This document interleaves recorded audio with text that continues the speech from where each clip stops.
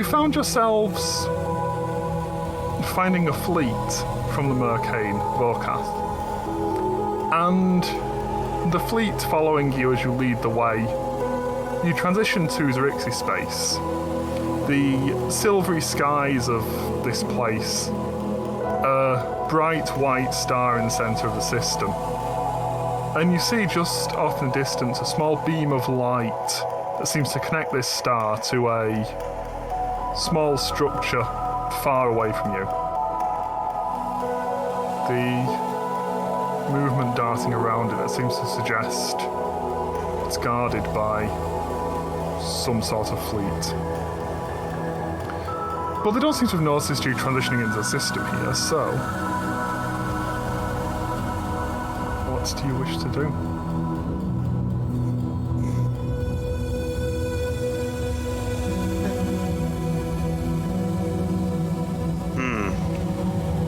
That's a good question. So, I believe the plan we'd previously made was that we were essentially going to sneak in under the cover of chaos caused by our fleet attacking their fleet, right? Yeah, I think that's a brief thing we're gonna, because I don't think there was any other way that we could actually get through. Yeah. We're gonna stick out like a sore thumb, but amidst the chaos, we might be able to slip past. Yeah. We're essentially just gonna have to rocket past them and hope that nothing chases after us. So we'll get Flitch to do the flags to pass the message on for the fleet to engage, and then we'll give them a beat for them to get a message and move in, and then once they engage, I suppose then we'll move in and try and slip past. Okay. What could go wrong? Seems like a solid plan. And as you look around the ship, no sign of flinch.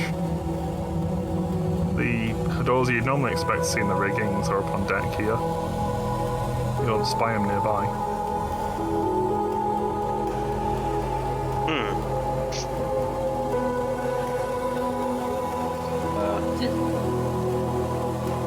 Does Kelly know where he is?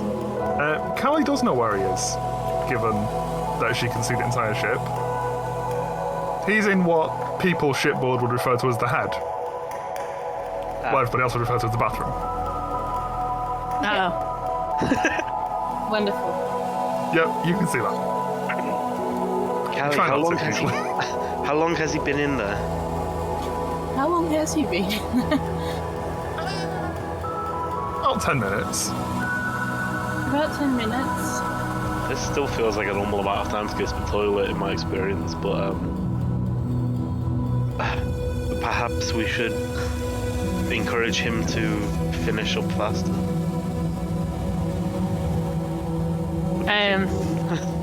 I'm just gonna yell to Crooks. Just like, where's your men? You know, we need a battle.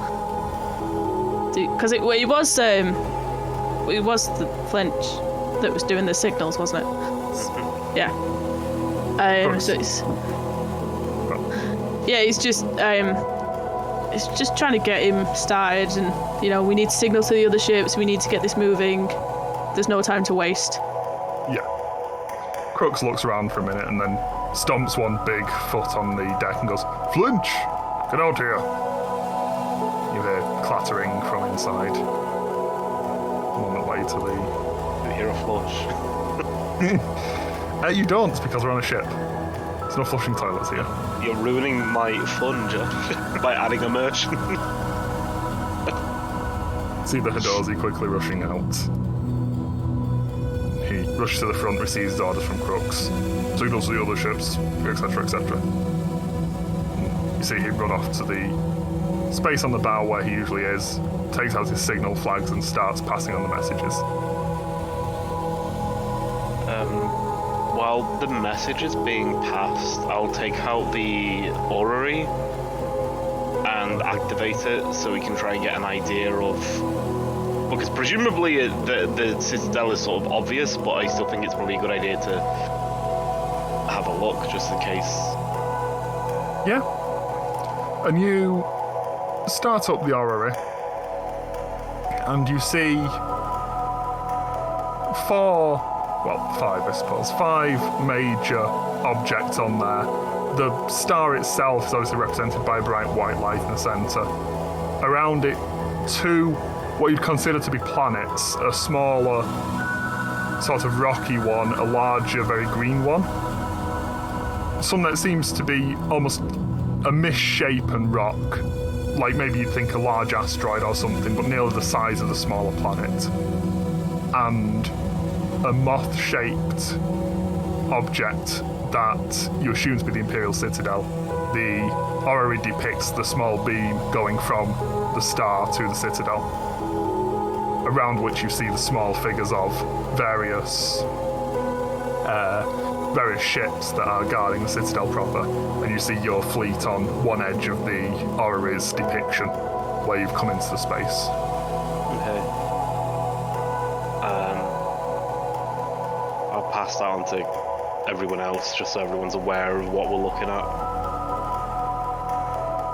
Right. So this is where we need to try and get to. Yes. The Citadel would make most sense for them to take the princess.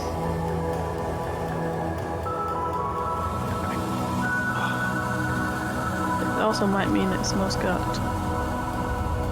Yes, I'm hoping that the princess mentioned previously that her brother controls a lot of the navy, which is how we took over power. Perhaps. Sorry, getting overwhelmed by 2 music. Sorry, the other one wouldn't stop. It was being weird on me. Perhaps if he only controls a large portion of the navy, the majority of his men will be in the fleet we're about to engage. Perhaps he'll only have a skeleton crew on the Citadel who are under his command, and the others may not be willing to aid him to the same degree as they would the rightful heir. But I still agree that it is probably going to be very dangerous. Okay. I think... Well, now that I've remembered I've got it, I'm going to cast Aid to get us ready. Alright. If you can only cast it on 3 people, don't bother doing it on me, because I've already got temporary hit points. Okay. So me, Valis, and Xaryxis gain... Is it 5? An extra 5 hit points. Yeah, there's a temporary hit points section on your sheet. Well, actually, Aid isn't temporary hit points, is it? It's actual, increase your actual hit points. Yeah, the maximum and the... Yeah, for the duration. Yeah. There is also a box which is a... There is a plus max box, which I was thinking of. Yeah, you can use a plus max box to mark it down so you know that you have them temporarily, as it were. Do you mark the full total or just the extra 5? Just the extra 5. So it adds on to your maximum. So mark that extra 5 and then mark your current to up to whatever it is for you. I like how it depicts it on your health bar as well. It's like a little... That is cool. Little Gets a little extra colour. Yeah. Okay. Right. Rune, Xaryxis, Valis. Are we ready? It's ready as well, everybody, I think. Yes. As you look around, you see the ships of your fleet moving forwards, spreading out, trying to make this attack look bigger in the hopes that in the midst of that you'll be distracted from. I'm going to mute this Discord because it's been going off on me the entire time. There we go. And as the fleet moves forwards, you begin to make your approach. You see, as you're moving closer, it takes some time to move forwards, but you've lost yourselves back a bit into the main body of the fleet to be less noticeable.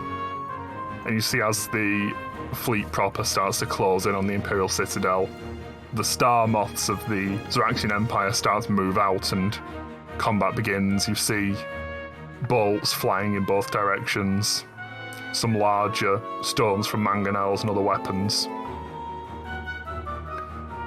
As you move closer and start to see in more detail the elegant crystal-spired city built atop this moth-shaped asteroid, the shipyard sprouted from the wings of the asteroid, and the temple with the beam of light at the head of this moth.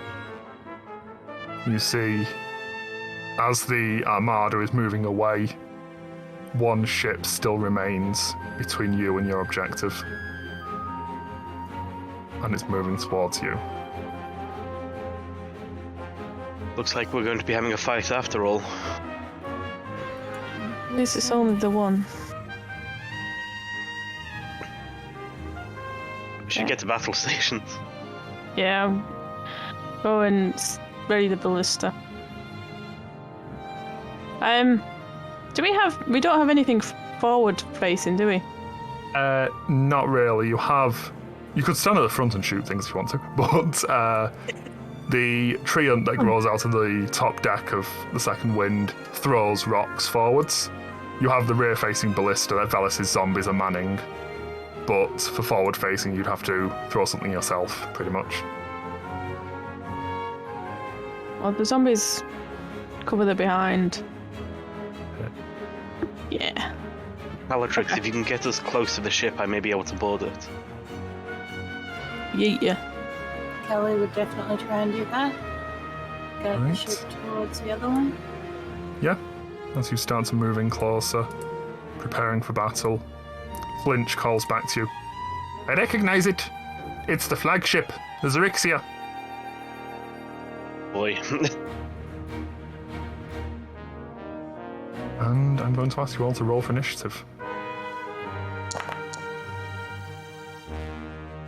Fear not, the enemy ship got a 4. Oh wow. Roll for Velis.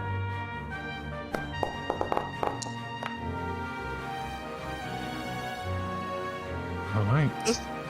Just to ask, Go on. Josh, does stuff outside of the air pocket keep its inertia? Not from your experience. So stuff will keep its inertia relative to the ship while it's in the air pocket. Once it leaves the air pocket, it seems to vary. Sometimes things will deflect on the way out of the air pocket. Generally, something moving fast enough like a blister bolt is fine, but things that move slower, like sometimes when you've seen things thrown off the ship, Yeah. it's not always necessarily going to stay the same inertially. Okay. Which I guess is why ballista bolts and stuff have normal range rather than special Yes. limited range. Yeah. That and sort of if you were firing a blister bolt thousands of yards, even if it did fly straight, there'd be plenty of time for the other ship to move out of the way. Yeah. Okay. And as the Xaryxis starts to close on you, Sol, you are going first.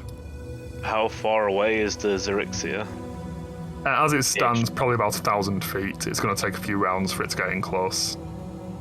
Cool. I will. Well, the ballista bolt looks like it was already prepared by the zombies previously, Yes. so I'm just going to. I'm going to wait where I am for now. Alright. I've lost the second wind's chart, which I will need. Mechanically, I'll just dodge, I guess. That's fair. Valis is yelling for his zombies to get ready to fight, and he runs towards the bow to see what's going on. Bellatrix, you are, I suppose, flying the ship, but also anything else you wish to do.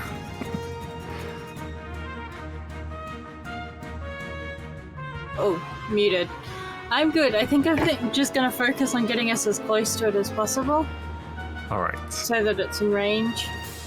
I guess technically that also means we're in range, but like, it also needs to be in range for us.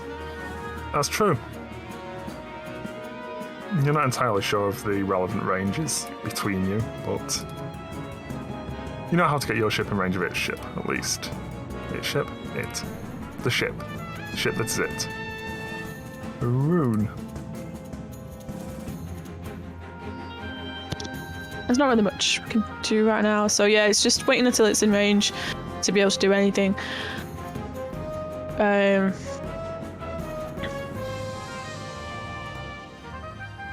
Yeah, I'll just hold until we're closer. You see the two GIF standing near the front, loading their muskets. As the Xaryxia moves closer to you. As you begin to close in, you see the tiny figures at the front loading a mangonel. The Star Moth has a front-facing mangonel that flings flings a rock out towards you.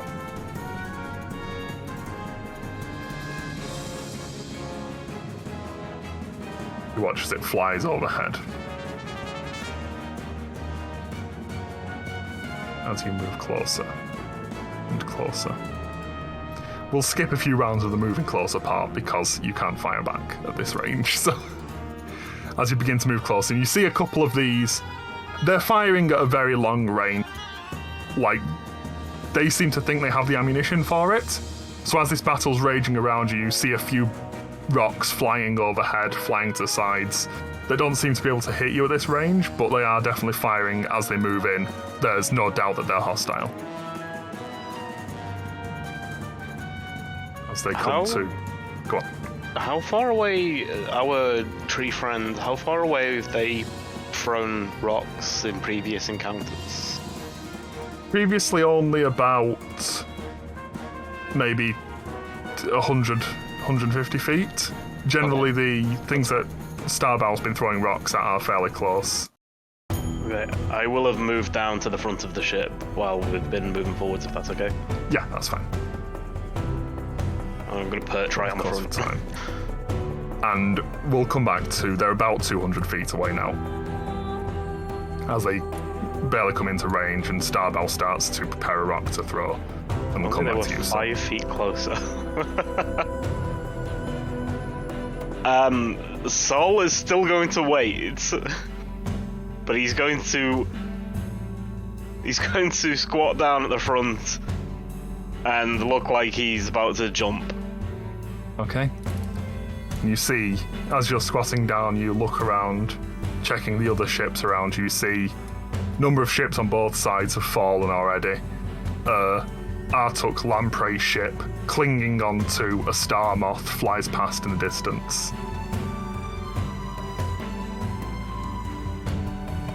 Alice calls back to his zombies to load and ready the ballista, just in case. You see him starting to prepare a spell, moving his hands around. Bellatrix. You have it in your mind, the message from Starbow, the Treant, that she's ready to throw a rock at this distance. She's waiting for your command. Throw the rock? You hear the acknowledgement as the rock flies off. That should be public, but... Ooh. Nice. Nicely done, Starbow. You see the rock smash into one of the crystalline wings on the side of the star moth and shatters off part of the wing. Kelly just sends back, like, encouragement basically and praise for well done. And I think I'm gonna probably go into starry form. Alright. Dragon. Okay. And then probably cast Whirling.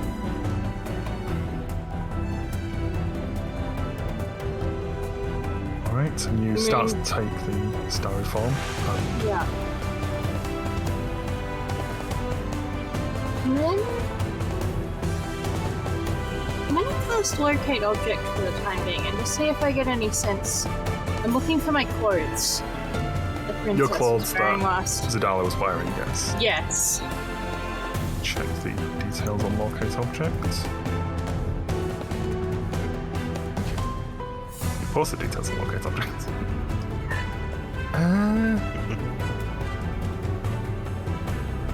relative distances now.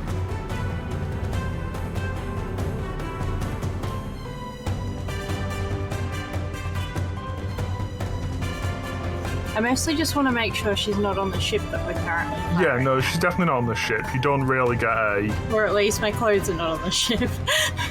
You don't get a good sense of it at all. You have a vague sense of something in the direction of the ship, but definitely not close enough to give you a proper lock with the spell. Okay. Which you can assume means not the ship, considering how close it is. Yeah. And that's me. Alright. Rune. How close are they now? 200? About 200 feet, yeah. Yeah, I don't think I can do anything much closer than that. Music just... What's going on with this music? There's one track that isn't loading. What the hell? Yeah, I'm just gonna hold my action on just guiding Buckley when it's in range. Okay.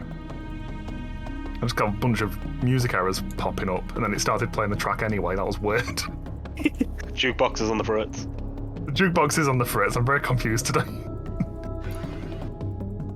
Okay, and as the Xaryxis begins to move closer, you see another mangonel rock flies over. This one will strike the second wind. You see it smashes into the top of the one mast that you have on the second wind, which would normally be a main mast, but nonetheless. And you see part of the mast is shattered. Some of the rigging falls loose on the deck of the ship. As far as you're aware, that mast does nothing for the ship, but it's broken. Crux yells something I won't repeat because it's quite rude.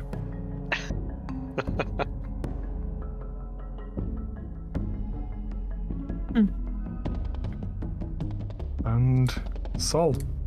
They're now about 150 feet away. Perfect.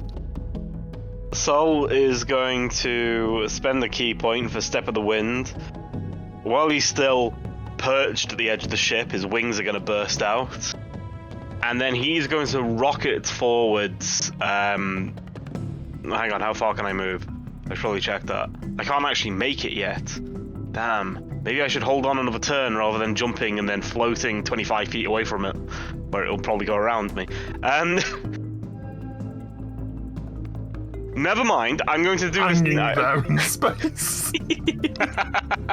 Come on, come get me. Come on. I miscalculated, so I'm going to not do that. No, I'd be 15 feet away from it, so yeah, I won't do that just yet. Okay. But Yeah, I will be getting ready to do that. Okay.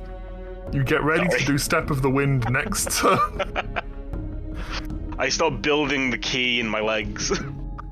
By building the key in your legs, you look back at Flinch, and he sort of, seeing the look in your eyes, takes a step away just to make enough room for the wings. Sorry, Josh. No worries. Flinch is still marked hostile too, but nobody told me that. We never see. Well, he was in the head. Anyway.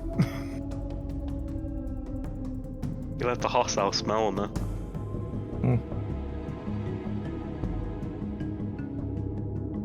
As you prepare yourselves and Valis looks forward, you see him preparing this spell.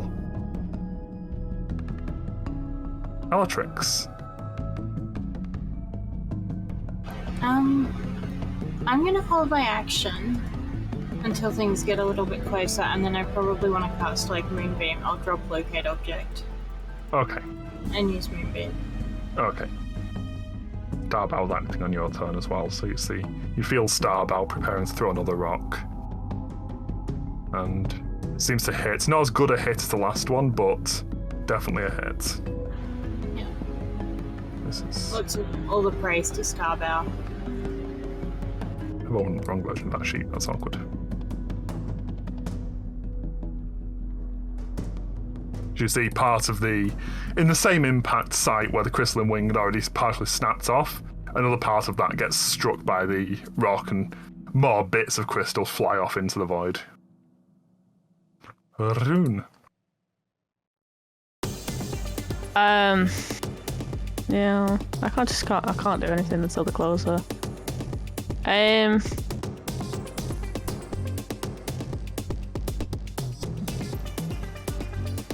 What I will do while we're waiting for him to get closer to everything is, I mean, I could try mending the mast, but other than that, I can't really do anything.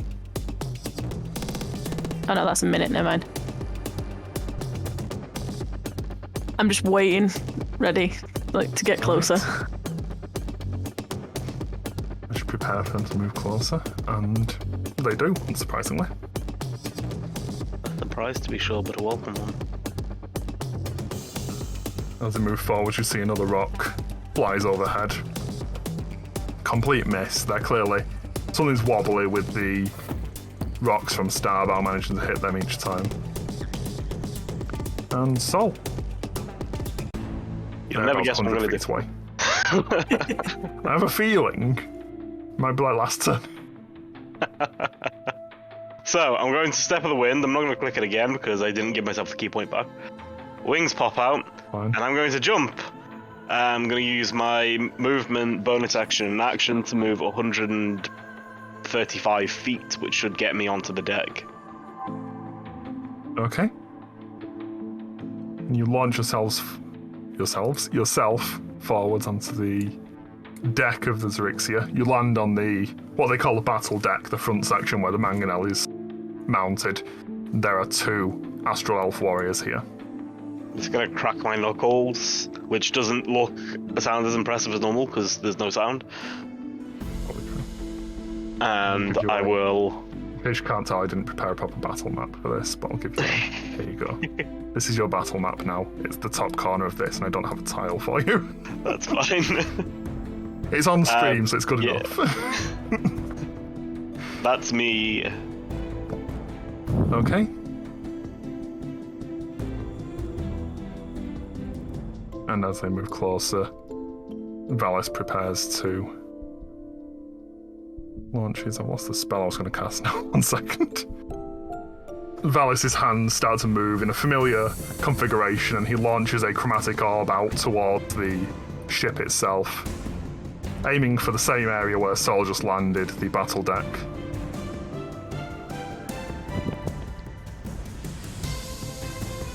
Sol, you see this orb fly over you and slams into one of these warriors in front of you. The acid splash from this orb starts etching into part of his armor. Nice. Calatrix.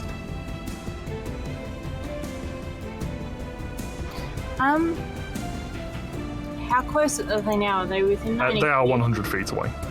Oh, okay. I'm probably gonna hold my action then. Again, with just Moonbeam ready for when they start getting into reach, and I can put that over near where Sol is.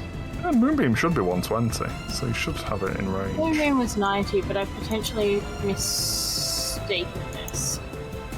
Is it? It's 120 on your sheet as well. Okay, that was cool. Maybe I was thinking of something else. Anyway, yeah, I want to cast Moonbeam, and I want to basically cast it sort of over near where Sol is. Okay, Maybe it's on the battle deck area. Yeah. Not that on should top of Sol, but next to the ones that are standing next to him. Sure. Oops, that tried to put a template down. That's fine. And the other thing I would like to do as a reaction to Starbow's thing is use Cosmic Omen. They can add 1d4 to their roll. I'm just letting you know now because they're going to attack next, I'm guessing. So Yes. oh no, 1d6.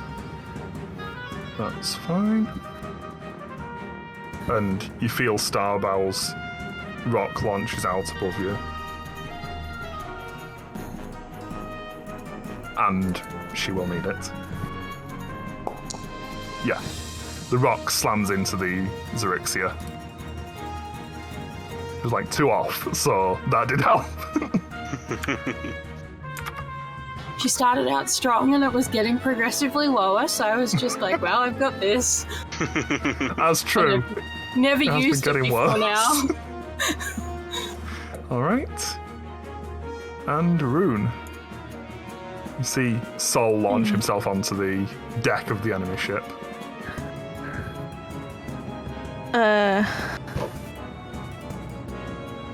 Yeah, I can't get there just yet. So it's just cast Guiding Bolt. Jump and hook. Jump and hook. Are you Me. aiming for the ship itself or for one of the people Sol is fighting? The ship. Okay. Easy enough. You manage to slam that into the ship and you char off part of the front of the battle deck. Some of the railings at the front that burn away from the radiant energy that slams into them. Cool. And the ship. Everybody has advantage to hit the ship. Nice. Which, Sol, if you want to punch a ship, I want to punch a specific part of the ship. is it the part where the Spelljammer is? It might be the spelljamming helm itself, Josh. Fair enough. Because you've Where got the advantage on Spelljammer it. is that everything from you, Rune? Yeah, that's all I can do. Okay. And the Xaryxis is going to... Well, actually, I suppose... Yeah, they loaded it. One of them is going to try and fire the mangonel. So you are close enough to stop them if you wish to take an attack of opportunity. If you hit, they'll misfire. Yeah, why not? Punch him. Kawak. They're on the battle deck, and you see as one of them reaches down, his hand goes down to the lever that he'd pulled to activate the mangonel, and you just manage to get into place in time to slam into him.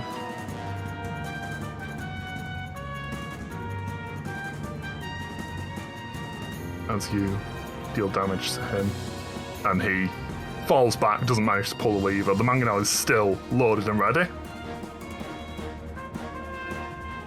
but he doesn't manage to fire it. The other one's going to take the damage from Moonbeam, so it's the start of his turn. He fails his save, so...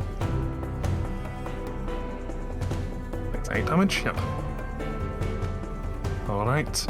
And Sol, your turn. From here, presume this from the pictures, this ship looks like it might be smaller than ours. I'm not sure. It's fairly small, yeah. Can I? So you're on from the- here. Can I see like a main room where potentially a spelljamming helm would be? Yeah, you've seen a star moth before from a distance, but one sort of flew over you in a previous fight, and you've seen the shape of them. So this small battle deck is maybe 15 feet long. Then there's some stairs down that leads into the main deck, and at the back of the main deck there's stairs up to the spelljamming helm, and you see an astral elf of some kind in the spelljamming helm who isn't wearing armor. They're wearing like a loose robe and a headband around the head. How You can far see them from away here. are they? I was just going to find the map, but I'm going to guess for you. It's probably about 70 feet away. Find the star Okay. map. I didn't have it ready That's for some reason. fine. Yeah, sod it. Why not? If I can stop this thing from moving, it might make it a lot easier to hit as well. I'm gonna pop another key point, Step of the Wind.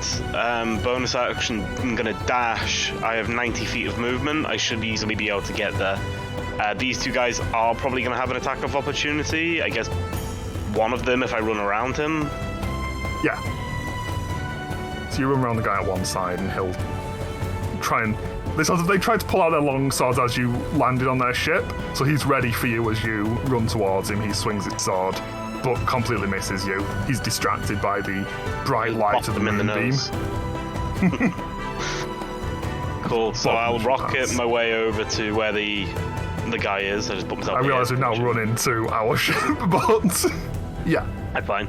So I will head over to the Spelljammer, and I'm going to hurt them. You're going to hurt them. Here you go. There's a Spelljammer for you. Let's just do straight up bludgeoning damage, and I'm just going to punch them in the face twice. Okay. I'm And I don't have advantage to hit them, I have advantage to hit the ship, so... Yes, the ship itself, not the... Somehow I miss. You completely miss. You're in the position where you're ready to hit, but as you start your swing, you realise there are some slight issues with trying to hit someone who's actively piloting a ship, because the entire deck just shifts under your feet, your fist goes completely wide, you reposition, start to swing again, the deck shifts again, you can't quite manage to hit them. They are gonna regret this, but for now, unfortunately, because I use my bonus action, that's my turn. Right. But next turn, they're not gonna be in a good. They're not gonna have a good. They're not gonna have a good time. I may have forgot to move the Xaryxis closer on its turn, but it did move closer. And Valis is going to reach out and fire a beam towards one of the warriors that's manning the mangonel at the front. You see Valis stretched out his finger and this beam of green energy shoots out towards them.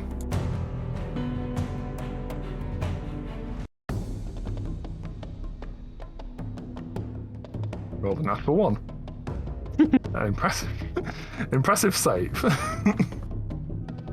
You see this one of these astral elves that was about to pull the lever on the mangonel just sort of slumps, as if he's like, there's a great weight bearing down on him. As he starts to slump down, you see his nose starts to bleed slightly. Ugh. Calatrix. Kelly is going to move Moonbeam, or actually no, because I can probably have those elves moved on the deck.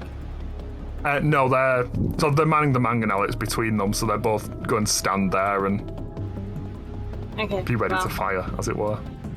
I will leave that there. Here's my excellent drawing of a mangonel. Don't worry about it. I'm using a mouse.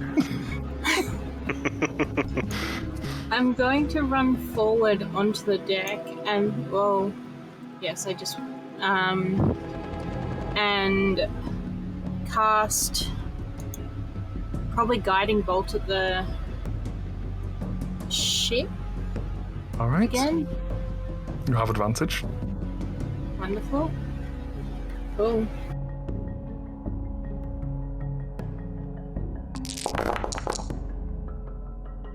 Nice. Ouch. Nice.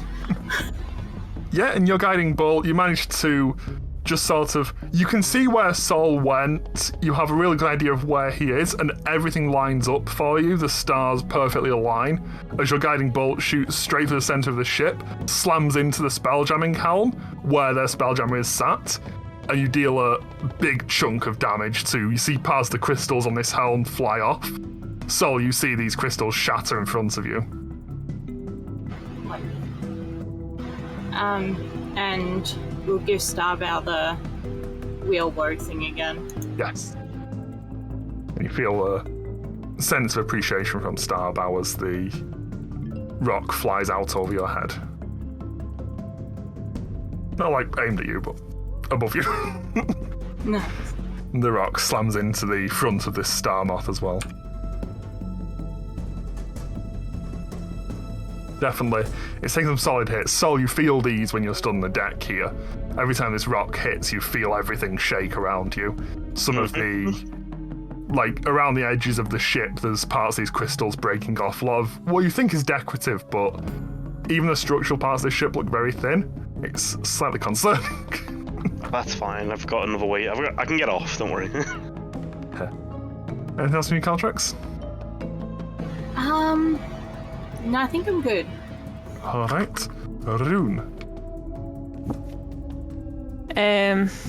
So the ship is looking pretty beat up now. Yeah, a lot of the sort of... You thought these wings on the sides of Starmoth were decorative. A lot of it is smashed off now. Parts of the main body are scorched and smashed. So what's the distance at the minute? It's about 100 feet away. That's 100 feet, okay. Yeah,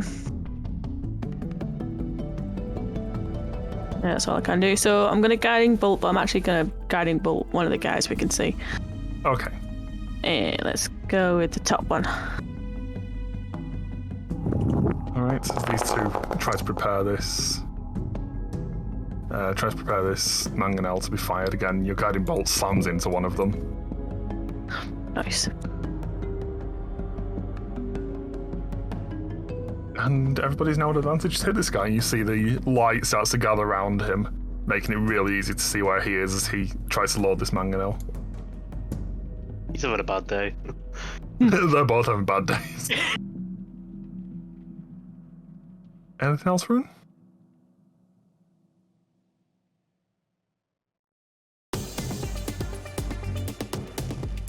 Okay. I realised I muted myself. I can't do anything else until they get close. Fair enough. I assume you muted yourself because you were done, so...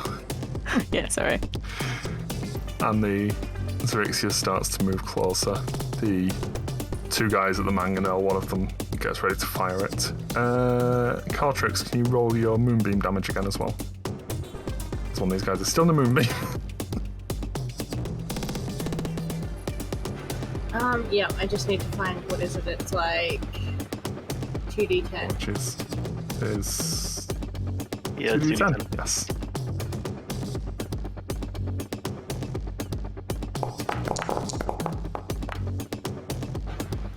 Fantastic roll. Failed his save anyway, and it's enough to throw off his aim, so... You see as he reaches down, as he starts to move to pull the lever of the mangonel, that movement is enough to trigger the blast of moonbeam as the light flickers around him and he sort of jerks in pain and the mangonel fires nowhere near your ship. Sol. Sol missed last time a person sitting down in a chair. However, Yes. the person sitting down in a chair presumably ain't moving much. So Sol is going to take a step back. And then I'm going to do a 20-foot cone of fire at them. Okay. Breath Sounds a of the bit dragon. like you're a Sol loser, but okay. I don't know if they'll be able to do a dexterity save for us since they're sitting down, but... Not really, no. They lean a bit. So yeah, so that'll be 8 points of fire damage, or half if they somehow saved. And then I will take a step back and then a step back in and just try and kick them in the face. Fair enough. As they're trying to bat out the fire on their robes. As they do, you just manage to connect with a hit. And that does hit them. Beating up a person in a chair right now, I do You are. realise. Cool, let's... But on the other hand, they are the representation of, like, the piloting of the ship. And they do still seem to be alive. Let's... Well, I They're hit still them. alive. Let's see if that stuns them. I'm going to make that one a stunning strike. Okay. And the Spelljammer is stunned. Fantastic. And then I'm going to use my bonus action to punch them one more time. We'll make this one a acid fist. Okay. And that will hit. 9 damage as they get hit with a stunning attack, they sort of slump, and as you strike them again, they fall out of the chair entirely. This vessel no longer has a Spelljammer at the helm. Should hopefully make it easier to hit. It is floating in space. Okay. Anything else from you, Sol? No, that's me done. Alright then. And as they're moving closer, Valis is going to reach out once again and he fires a chill touch towards one of the warriors that are trying to fire this mangonel. They're having a really bad day of it. You see Valis's hand reaches out and this spectral hand emerges out from his hand, swoops across the intervening space and grabs at one of these warriors. But he manages to shrug it off with his armour, unfortunately. Calatrix. I'm gonna cast Guiding Bolt again at the ship. Go for it. You're at advantage. The ship still has guiding bolt.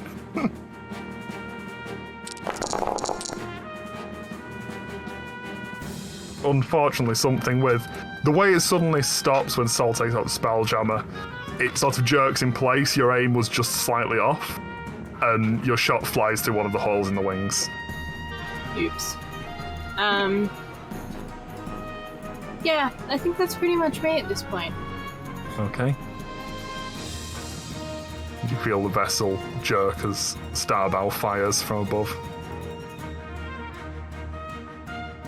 Oh, nice. Nice. Jesus. As Starbow's rock slams directly into the nose of the star moth. What is that? 56? 57.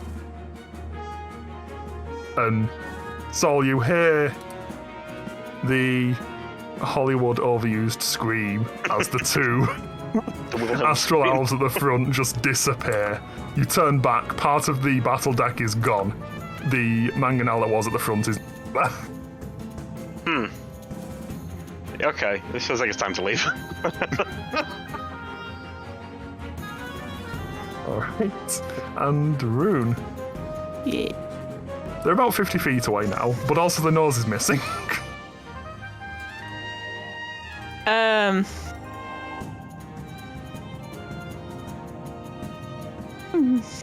I mean, your soul's still on it, so I shouldn't really try and blow it up.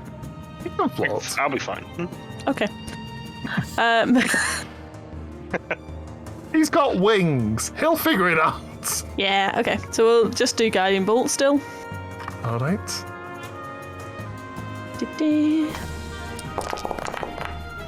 Oh, okay. Would you not still have advantage technically because the first guiding bolt didn't hit? Only loses the advantage. No, it's the attack roll made. It doesn't matter is whether it? it is or not. Ah, never mind. Damn, so close. Yeah, unfortunately, the shot just flies wide. Weirdly, it seems to be harder to hit now that it's not moving. You're still predicting the movement of it. Yeah. Okay. That's me. Alright. And Xaryxis cannot act because its Spelljammer is currently stunned. Sol, you hear the clattering of feet in armour and charging down the stairs next to you is another astral elf in full plate armor, very fancy plate with filigree all over it. As he comes down the stairs, he sees you, draws his sword and points it towards you and yells, "I'm Commander Vale. Get off my ship."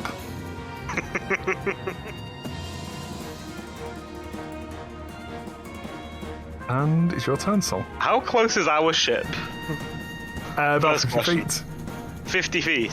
How Yes. close is the nearest, arm rail for me to leave? You could just Less jump than- off the side, but you're not going towards your ship in that case. Okay, question. If I was carrying something, let's say, would it halve my movement speed? Is it something going to weigh about as much as an astral elf? Perhaps, yes. It probably would half your movement speed. Okay, I'm going to pop Step Over the Wind as a bonus action. Sure. My wings are going to pop out. I'm going to pick up the astral elf on the floor and say, "Of course!" And then I'm going to rocket off of his ship and head back to ours with a new prisoner. Because Okay. I have 90 feet of movement, so half should just about get me there. Yep. Halved is 40 feet. There isn't a nose anymore, so 40 feet gets you off the nose of the ship. As you leap off the front of the ship with the astral elf in tow. And you hear the footsteps of the commander trying to pursue you as you launch yourself off. You turn back and just see him standing there in front of the Spelljammer hound, just looking at. The Xaryxis is dead in the water. Fantastic. Would it have been an action to pick up the person? Yes. Okay, cool, that's what I thought. Did I make it back to our ship? You're in the way. In the way? You're on the way. On the way. Let's say. Okay, cool. I'm on the You way. didn't quite I'm have the holding movement to get a soon-to-be through this unstunned and person. onto your ship, but you're on the way. I'm going to just say, We'll put you in the as middle we're there. traveling, to the stunned but soon to not be stunned elf, I just say, "We will treat you fairly as a prisoner, or I can leave you here." Hopefully they won't suffocate during the turn that they're in space. I have a minute. And as Sol leaps off the ship. You see the Xaryxis is just dead in the water back there. Velis just turns to the rest of you and goes, well, looks like that's done. Time for tea. And he reaches into his bag, pulls out a teapot and starts to pour a cup of tea. Doesn't seem to care at all at this point. Calatrix. Which side are they on? Like, Sol jumping towards They're at the front. They're approaching towards your bow. Okay. Well, I am going to move towards it. Oh, Periwinkle, stay on the chair. Uncle comes with you. Catch me! Periwinkle, pick up the helm. No. And I'm going to cast Thorn Whip on the elf that is in Sol's arms and, like, pull them towards the ship. Alright. That was a terrible roll. Yeah, that's true, but you do have advantage because he is stunned, so hit the advantage button. Oh, That would be the Never worst. mind.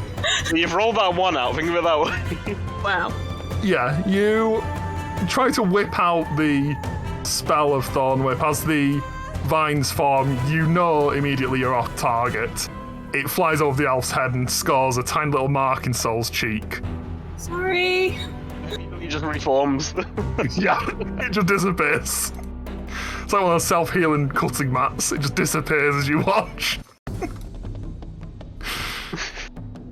Was Well- trying to help. No, seems to have missed. Yeah. Anything else from your Calatrix? And then I'm going to probably bonus action Starry step back towards the star jamming helm so we can Alright. get moving again. Yeah. You flash back towards the helm. You feel above you the treant throwing another rock. I almost said firing. Throwing a rock. You're not able to move the ship, are you? So you see the rock fly past you towards the Xaryxis as you're flying away from it. Oh no, I don't have my wings out anymore. They go away at the end of the turn. You're in space, you are moving forwards, we call that flying. That is a verb that applies. I call it panicking. Fair. Rune. You see Sol and unknown passenger flying, floating, moving towards you. Absent wings, apparently.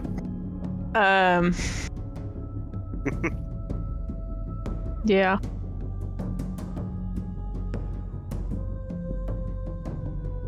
Seems like the ship's done with, at least. I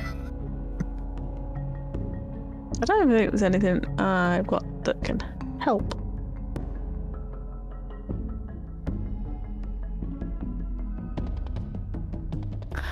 No. I'm just going to be ready to try and guess where it's coming in, ready to catch if needed. But there's nothing, I don't think there's anything I can do to actually help him. Okay. He seems to be lined up to hit the ship, at least, as long as it doesn't move. Yeah, that's all I'll do. Alright, and the Xaryxis appears to be dead in the water. So you look back just for a moment as you're floating, and you see the commander who'd announced himself to you as the Vale, standing in the centre of the bridge, holding his sword point down towards the ground. You see his other hand starts to form symbols. He disappears from sight. We won't see him again. Those of you who are on the second wind and not looking at the Xaryxis see a flash in the air, a sort of almost like starlight just for a moment, and then the figure of an astral elf appears on the deck. Okay.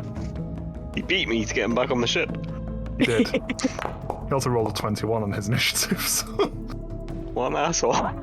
Okay. they didn't even give him a name. You just did. No, I mean, I've given him a name, I haven't put on his token. Oh. He just appears as Astral Elf Commander. I'm like, he had a name.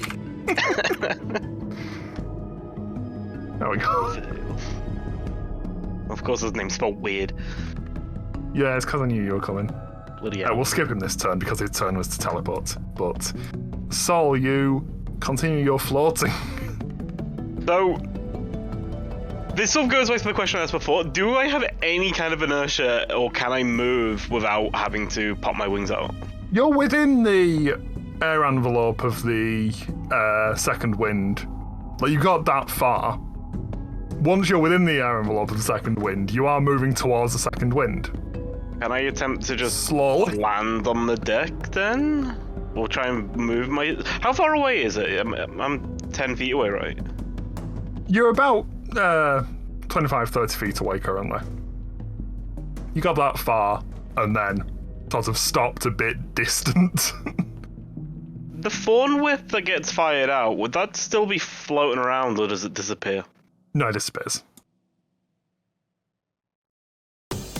Right, well, fine, I So it's will... hard to flick against you, and now you're just floating towards the deck. I don't want to be floating, I want to be on the deck. I'm going to pop another key point, step of the wind, pop my last wings to get onto the deck. The person I'm holding, who I didn't expect, because obviously they're not stunned anymore, and they're probably still conscious, I'm going to push them into Commodore Crux's arms. Okay. He's Crux big, he's grabs really them strong. quickly. How much movement do I have left? She said that was about 25 feet to get on, so I've got enough to get here. Pretty much. Cool. You see the same figure you'd seen on the deck of the Xaryxis moments ago, readying his sword again. I'm going to just punch him in the face. You hear from under the mask, "Ah, we meet again," as you then I punch him in the face. There's a 15 Not hit. even close. He just Oh, leans no. back as you swing at him. Well, then I'll punch him in the sternum. You reposition your fist, the rocks, the crystal power that was granted you by the temple just smash into the armor on his chest and stop. Oh. I'll look him in the face and I'll just say, "Get off of my ship." Looks back at you and goes, "That's what I said." And I complied. That's fair, yeah. You're not wrong. And Valis sort of... You see Valis is stood there with a teapot and teacup in his hand, sees this guy appear on the ship and just carefully bends down, puts his teapot down. Taking great care. And then reaches his hand forwards and fires this ray of sickly green energy towards the commander, who failed his save. Nice. And you see the commander sort of slumps a bit, as if the weight of his arm has become heavier. And Valis just sort of steps forwards, almost protectively standing in front of his teapot. Bellatrix, I still have Moonbeam happening. you do. It's on the Xaryxis. Yeah, and now I would like to move it Fair enough. over the top of this guy. Okay. Yep, You drop So- Moonbeam on this guy. yes. I think that's an action, isn't it? I think it might be a bonus action. It's often a bonus action. Let's have a look. Oh no, you can can do use an that. action to move the beam. Yeah. Okay, cool. I am then going to go back to the spelljamming helm and put that on. All right. So I'm ready to get us moving. Okay. And with the perspective it grants you, you can see that the battle around you is still raging on. You see a lot of destroyed ships on both sides. It's... Actually, make me an insight check.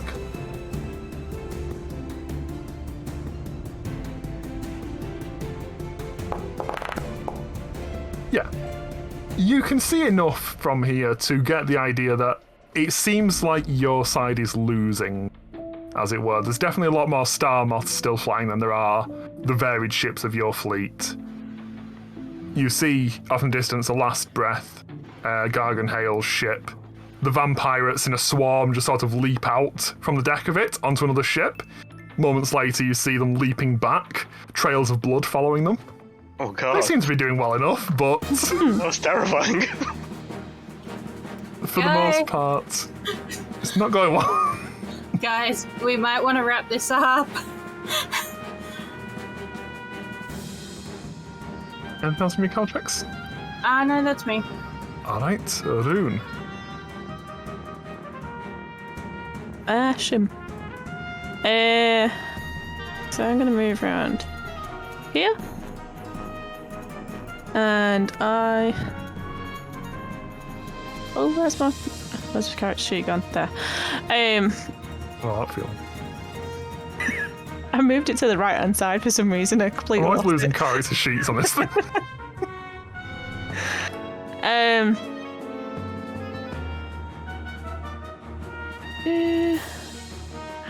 I am going to use Green Flame Blade.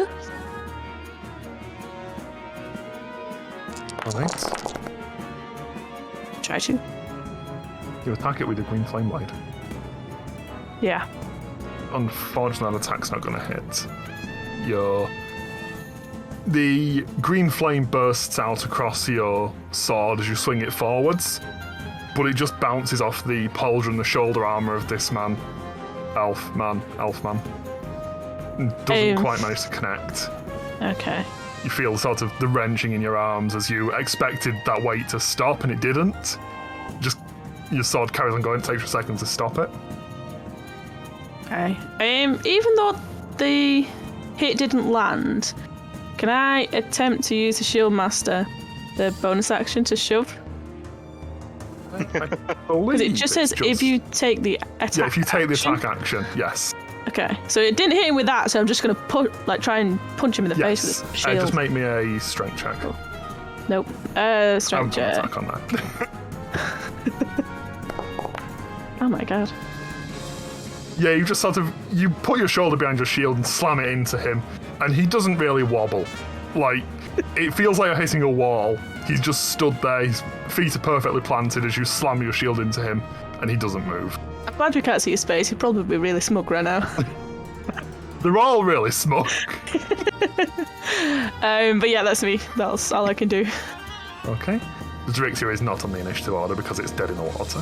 But Is Blastomov able to shoot him? oh, they should be on the initiative order though, you are correct. Crux is holding on to this gentleman, but Warwick Blastomov will be on the initiative order. We'll take his turn now, thank you for reminding me. And you see he levels his musket and he just sort of, he looks, you see him look between you and Rune and sort of estimate the distance between you, and then he just goes, clear line of fire. Launches, gets his musket up to his shoulder and fires. Hopefully he's a better shot than Commodore Crux. It hits. Hey! Wow. It hits the bad guy, right? It hits the Not bad one of guy. us. Good question. And you see, as the smoke is clearing, he's already got another cartridge out of his pocket. He tears it open with his teeth and starts pouring it into the musket, spits the bullet in, and fires again.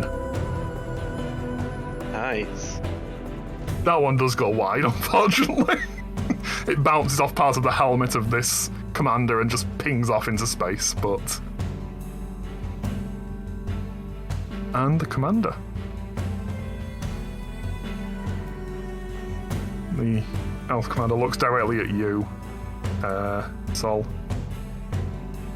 As he locks eyes with you, he gets his longsword ready and stabs it towards you. But a shot just goes straight through, like, under your arm. You move out of the way quite easily. As he starts to try and convert that into a swing and misses you again. I'm like a bowl of jelly. He rolled a natural 1, then he rolled a 2. He's improving. He is improving, given a few more turns.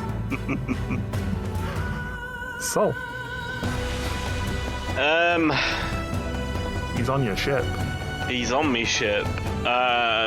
First attack, I'm going to breathe a bolt of lightning into his face, which will be a line so it won't hit anybody else. Good start. Cracker, boom. You need to make a dex save, please. He fails. He Did takes he make 6 a save? points of lightning. Did he make a save for being still in the moonbeam on his turn? Thank you, he did not. I'm forgetting things now. He fails that as well. Can you roll with 2d10 for Moonbeam? At least the magic is giving him damage when we're just struggling to hit him. And the magic Something's bullets. Yeah. Magic in this gun, I found. Yeah. Cool, so, I'm then going to give him a big old punch in the face. I Alright. want to crack that helmet. And I hit the helmet and nothing happened. Yeah, pretty much. Once again, Fun. every time you hit him, it just feels like he doesn't move. Like you smash straight into the helmet and your fist just stops. And you can take that because you're made of jelly, essentially. Like, the force reverberating back towards you just makes you wobble. But he's not moving. I'm going to flurry of blows and I'm going to attempt to hit him with 2 fire punches. Pow, pow. Ooh. And eventually you manage to find a weak spot and connect. And this one that connects, I'm going to use my last key point to try and make it a stunning strike.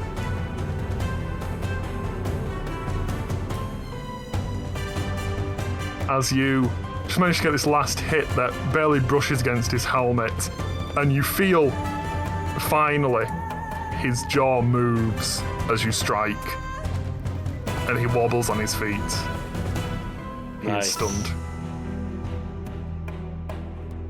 You should have got off my ship. And that's my turn. Okay. And Valis reaches out with his hand, swipes forwards. You see the spectral hand of Chill Touch strikes out towards this man. Should have been Not chilling in advantage. a touch. Still didn't help. Oh, Chilling, no. not a touch. You see the spectral hand sort of starts to close on the helmet and doesn't quite get there, and you see it sort of scratching, like the spectral nails scratching at the helmet, trying to get purchase on it. It doesn't seem to work. The spell fades away. It's to blast him off. Seems like got a free turn there. He gets his musket back on his shoulder and again yells, "Clear line of fire!" Fires. Should be advantage. And that's a hit. And you see the ever-increasing clouds of smoke around him from this musket fire. Through the midst of that, you just see the giant hippo mouth tearing top of another cartridge, pouring in the powder, spitting in the bullet, back up to his shoulder. That's a crit. Nice. Well done.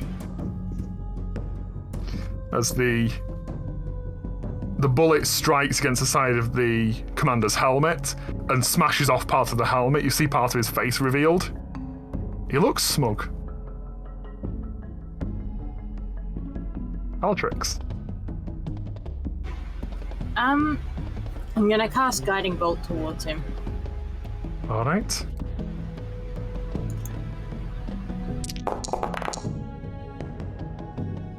It flies wide, unfortunately. Would that be... No, sorry, that's an advantage because he's stunned, isn't it? That is advantage. It still flies wide. Damn it! Oh, this bastard. I hate this guy. Throw him overboard! Throw him overboard. Hang up on him, it'll work. He's stunned! Anything else from you, Not like Cartrix? Not No, for long. That's me. Alright. Rune.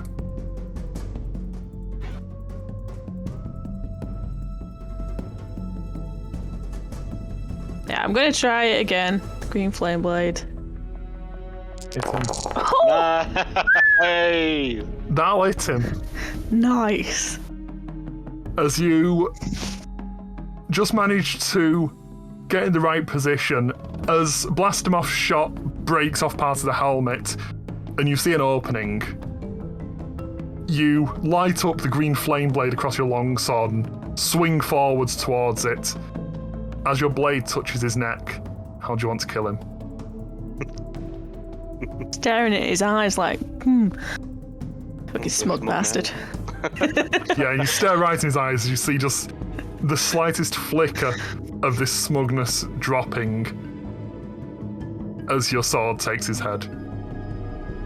And he falls to the ground. Wow. Should have left the ship. You are out of initiative. Good job, everybody. Calm music. That is not calm music. Where's Above the Sun and Moon in that list? Drama calm. Crux, get that prisoner to the brig. He nods to you and starts to move off downstairs. Callie, take us in. On it. Who's the prisoner? That pilot. Oh, okay. I figured we might as well take some alive. They do work for the Navy, which our princess friend will no doubtably want to have some intact at the end. Yeah. Seemed only polite. As you move forwards and you look around, and it definitely seems like there's a lot less of your ships out there than there should be. You see a handful, maybe 10, 12 of your fleet still standing.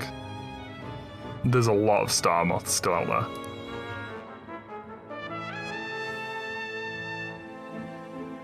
But your plan seems to be working, and they're all fighting further out than where you were. As you slink closer to the Imperial Citadel. How far away? How long would it take us to get to the Citadel? You're about 500 feet away. It's going to take you a bit longer. Would we have time to maybe have a short rest? You could probably stop and have a short rest. Tactically, you think you'd be better off stopping in the battlefield, as it were, where you look like an idle ship. But you're not sure how the rest of the battle is going to go if you have to wait an hour. No. Unless anybody else needs it, I'll just press on.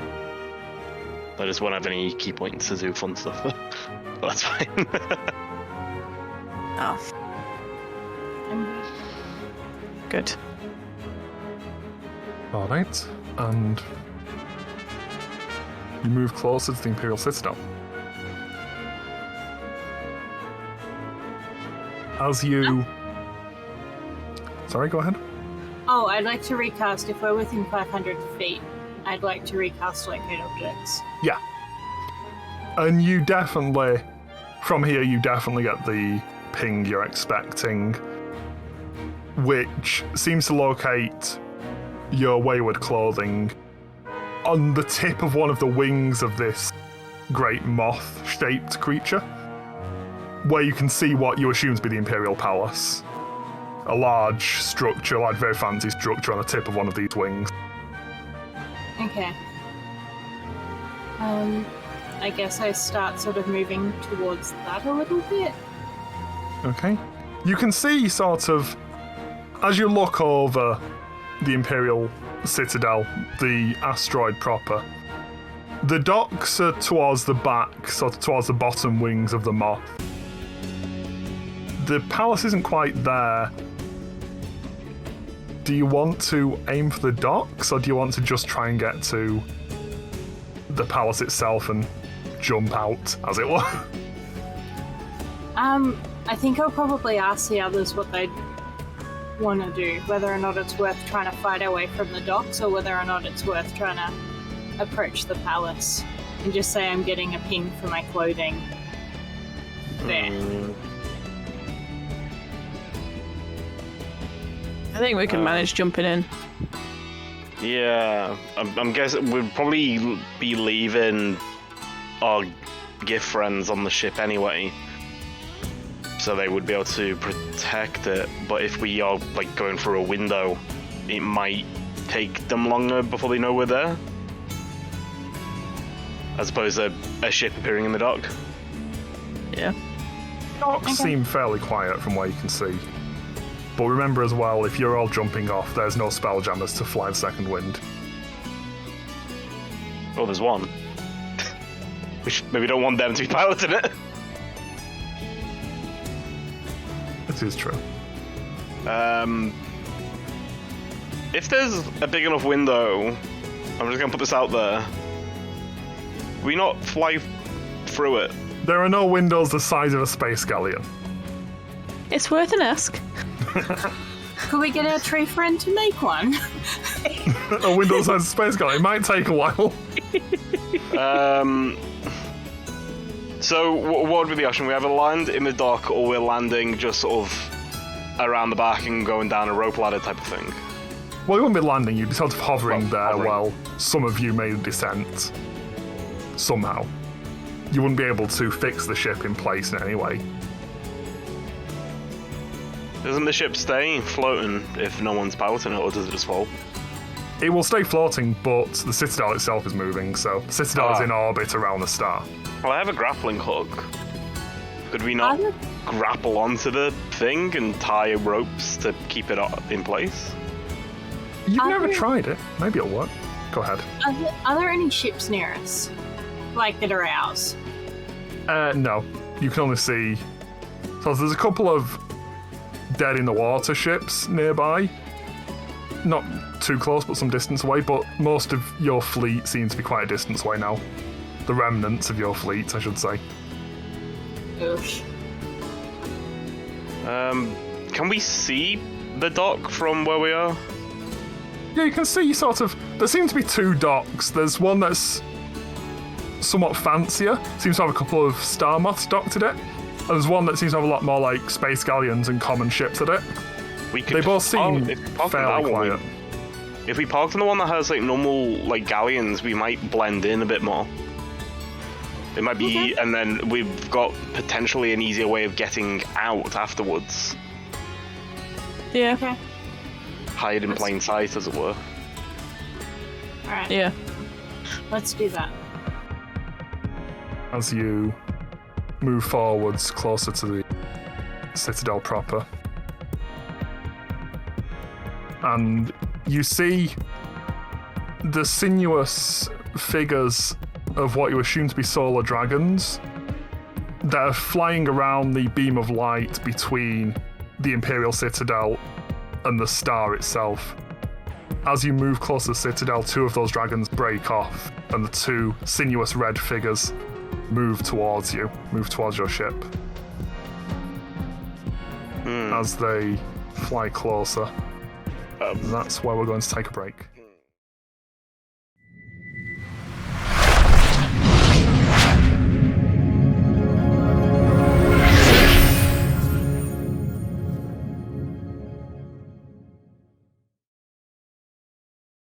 And welcome back. As the party moves close to the Imperial Citadel, and two solar dragons emerge, heading towards them. One of these music tracks doesn't work, and it stops the sound every time. I'm gonna fix that. There we go. As the party, exhausted from their first fight, sees these solar dragons closing in on them. Clear the turn tracker first, that'd help. Okay.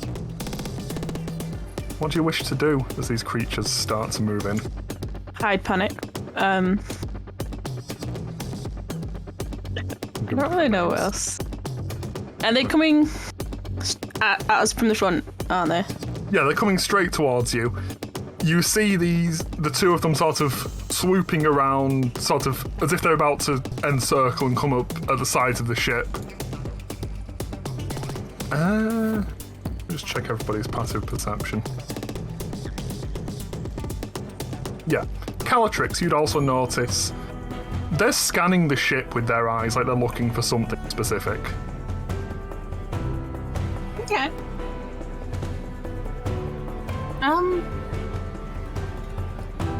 Oh shit. I just realised what they're after. Yeah, I have a sneaking suspicion I know what they're after too, and I'm trying to work out if it's a good thing or a bad thing that they know that we've got it. Is it a bad thing? Okay.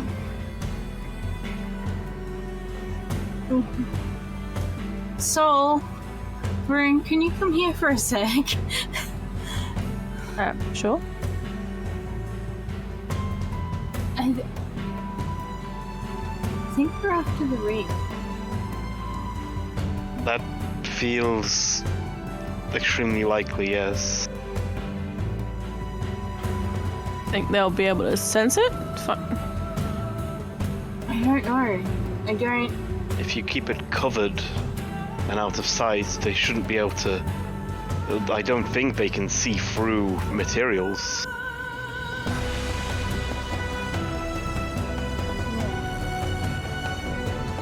They're checking every single ship that comes in.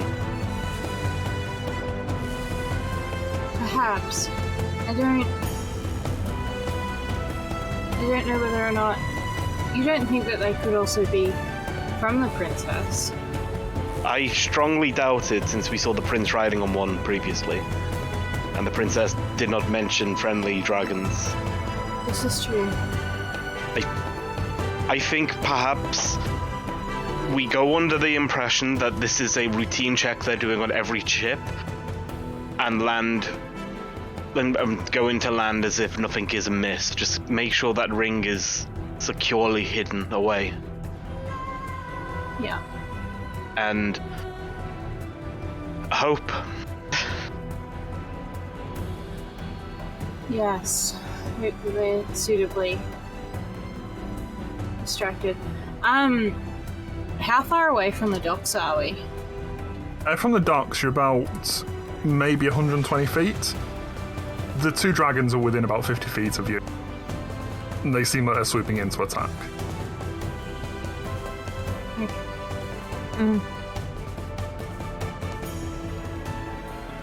Okay. Alright, I'm just gonna try and keep pushing the ship forward towards the docks.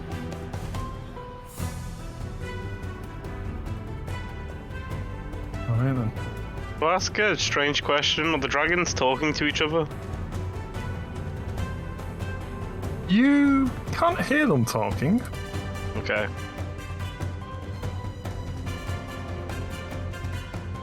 You're not sure if that means anything, but you can't hear them talking. As they swoop closer. Everybody roll initiative for me. They are openly hostile. But what if they're not? Also, I don't know if my roll actually rolled then. It did not. I'm on the tracker though. Are you?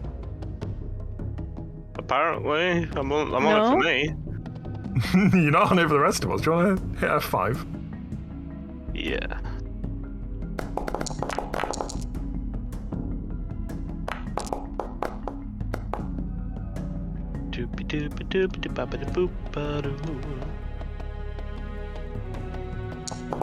See, I told you I was on it.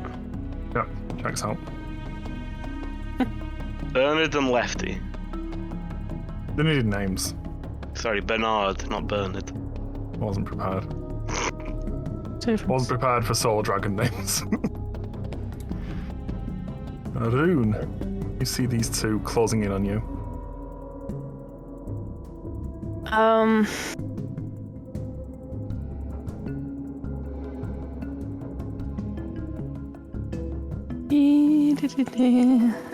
I think I'm just gonna have to. And they're being actively. They know they're gonna attack, don't we? Yeah, Or they're say push opening you? their mouths as if they're about to breathe at you, Okay. which is generally a bad sign Hoping it's for over. dragon. I'll cast Sacred Flame at Lefty. Okay. See, that's why they need names. Easier to talk about. Lefty fails his save.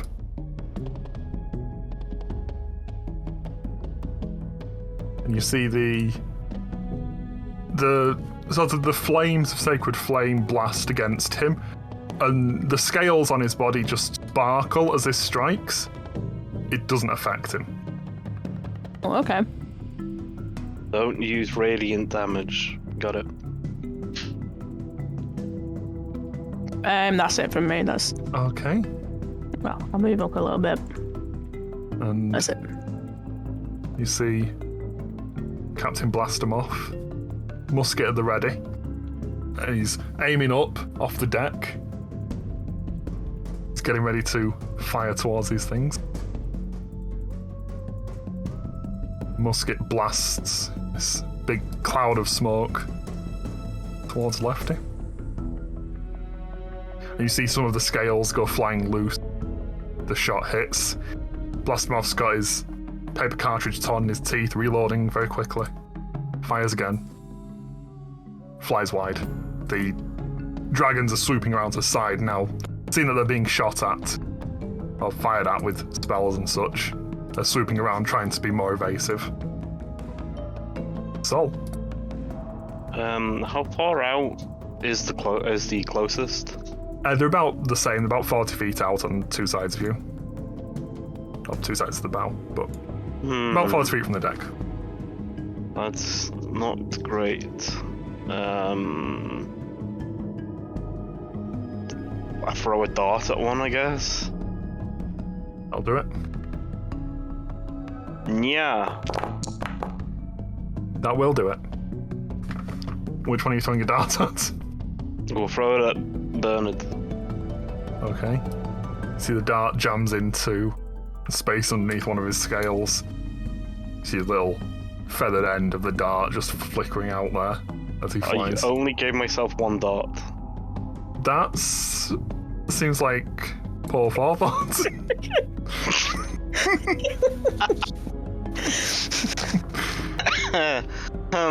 If I go to the top deck, am I within 30 feet of one?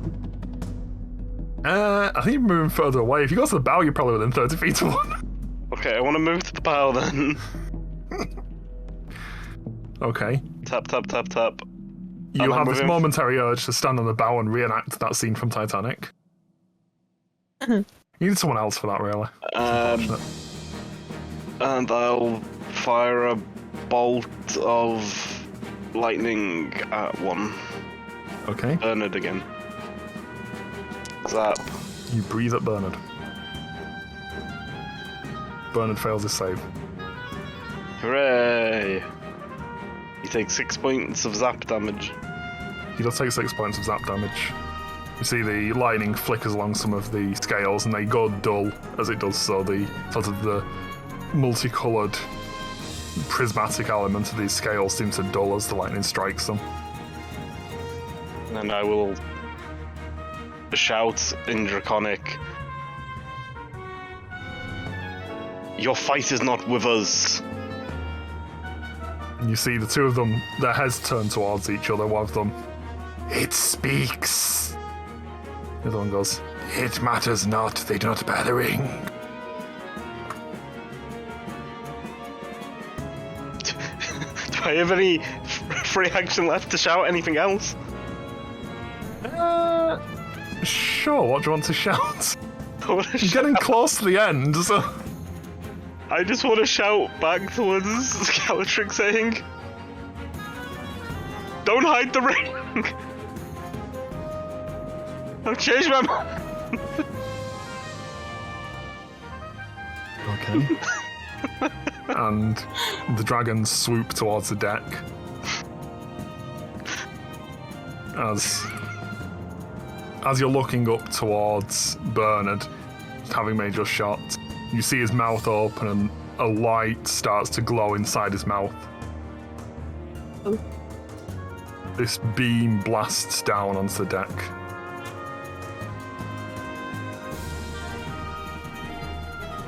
Yeah, it's a big one. Oh dear. This beam blasts out from his mouth, and as it slams onto the deck, it blossoms into this sphere of light.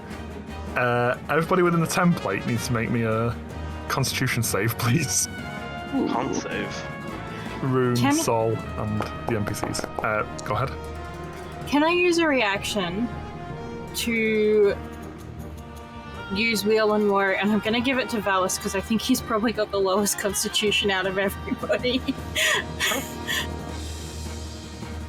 The D6 there for Valis. What? Yeah. About that. Well, he's Oh, got wow. Look at Valis. Oh, fuck. Valis actually rolled well. I'm impressed. Oh my gosh. I just was like, he's probably got the worst one out of everybody, so he was the one, like, he's the most squishy. I'm rolling probably NPCs, I'll just be more. Or flinge.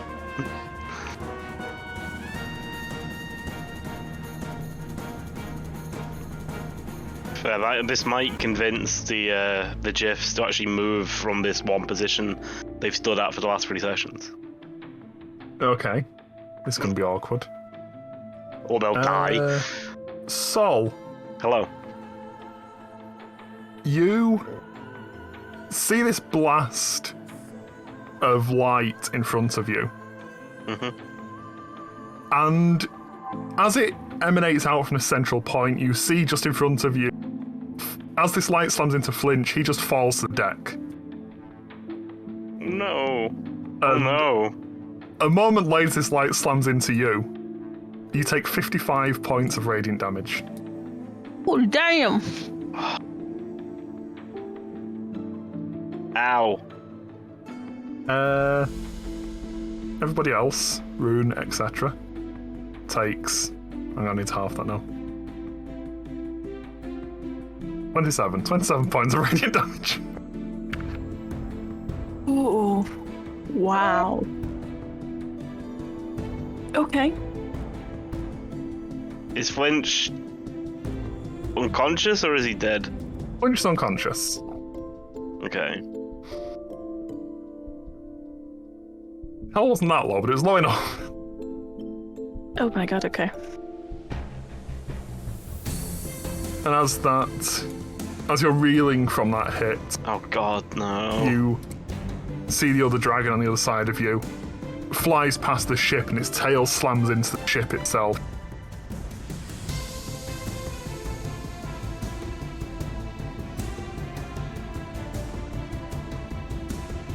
It's like kind of sheep the ship right now. You feel some of the planks inside of the ship crack, and Calatrix, you hear Starbow yell out in pain as this strike hits. And that would have been Lefty's turn. Crux, sort of reeling from that, pulls up his musket. Blasts towards Lefty. Sorry, towards Bernard. The one that fired at you. I'm getting them mixed up now. And you see him trying to copy what Warwick does, tears off the cartridge with his teeth and starts to reload. It's a bit sloppy. He fires again and crits. Oh my god, he hit something? He hit something twice. Oh wow. You see the 2 musket balls slam into Bernard's side. You see little scatterings of scales fly off each time. And Valis is going to lose his spellbook. I've lost his spellbook. You see Valis sort of anger on his face as he looks up and starts to whisper some words, starts to move his hand. The way he moves his hands, the way that his voice crackles, those of you close to him can feel like dark energy coming off him as he does this. And he blasts out a spell towards one of these dragons.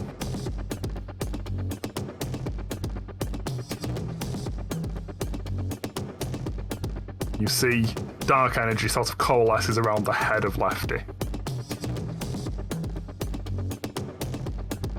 The dark energy button, I can't see it because I zoomed out too far.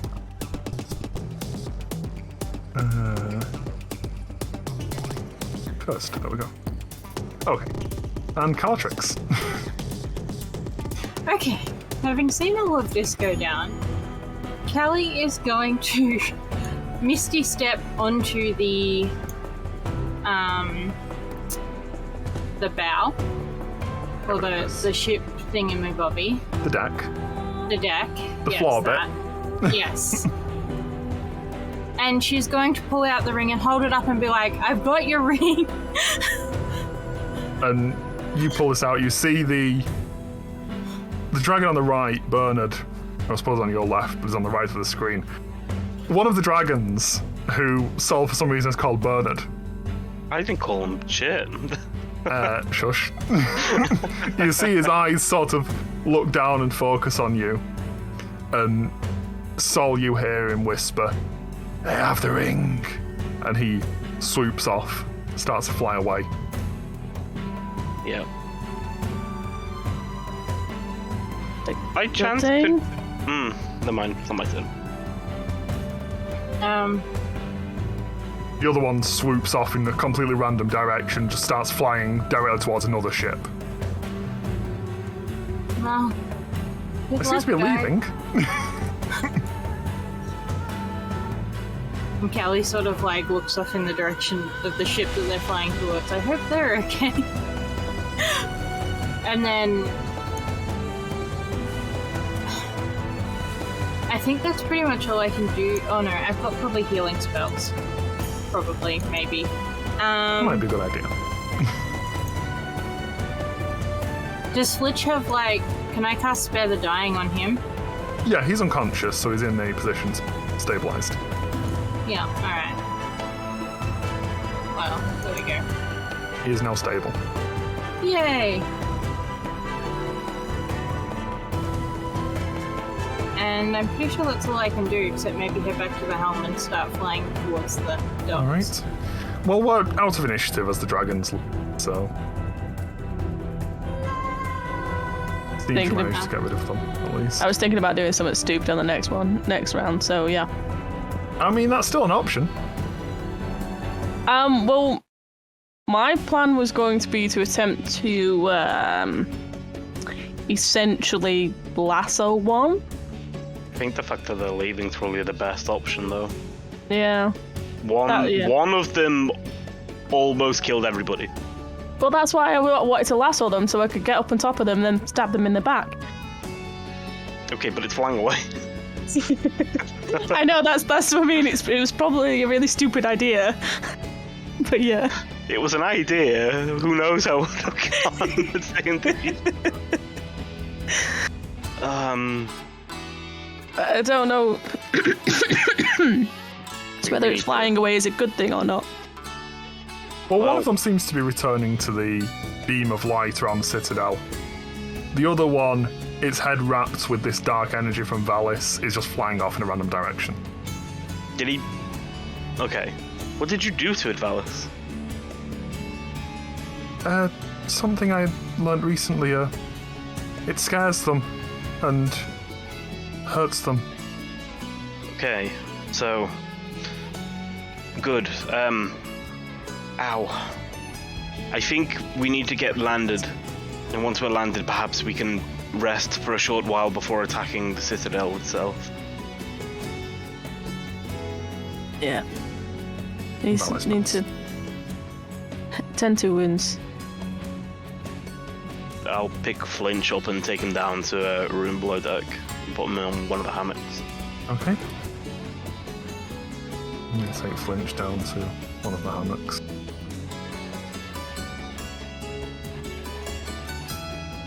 Are you going to stay with him, Sol?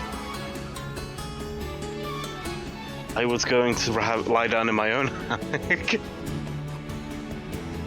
Okay. Can't share there's hammer any 'cause it doesn't go well. if there's any more combat, call me. But I think I could do with an hour. In more combat, I'll be having a nap.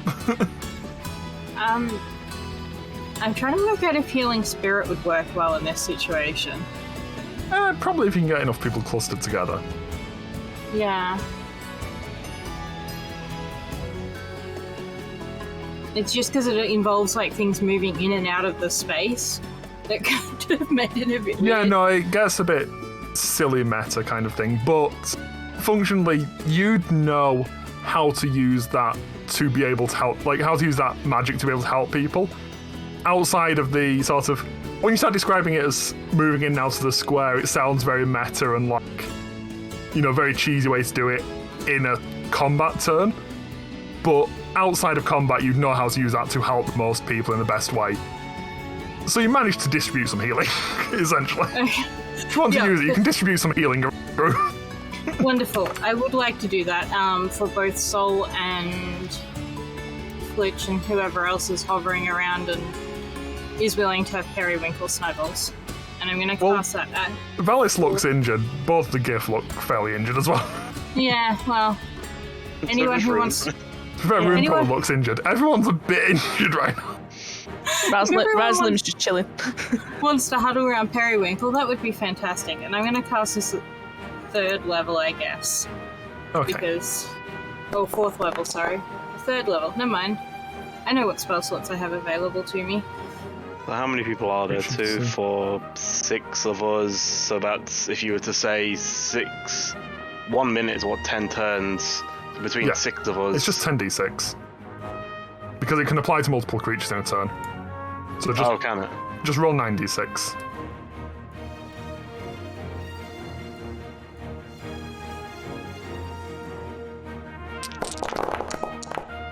Cool. Yeah, so everybody just gets 26 health back. Yeah. Periwinkle does the rounds and just sort of... Yeah. Or at least that's the form that my healing spirit takes. Periwinkle just circles the deck, touching everybody. Every time the purple fur brushes over you, you just feel slightly healthier. It's adorable. It's the milk from under the armpits. Yes. Yeah. A platypus milk. It's magical. To think what colour that would be. Don't question it. Pink, isn't it? I think so, although that might be echidnas. I know they also produce weird milk. Well, it's periwinkles. It's going to be some sort of pastel colour. Yes. Probably purple. Sol would still be interested in taking a short rest though after we land the ship. That's fair. You think it'll probably take you like 10-15 minutes to get it into dock in any case. You have time for those of you who aren't flying the ship to take a short rest at least. Calatrix loses out once again. I also didn't get hit by dragon breath, so I'm cool. That's true. As you draw closer and sort of those of you who are on the deck who can look over, you can see thousands of people in the streets of the Citadel. And they all seem to be gathering around this large temple, this large tower at one end, where the head of the moth is, as it were. Everything's moth-shaped here, it's very confusing. It seems that the area where you're docking is quite peaceful. As you manage to come into dock and you take some time for a short rest for anybody who needs that.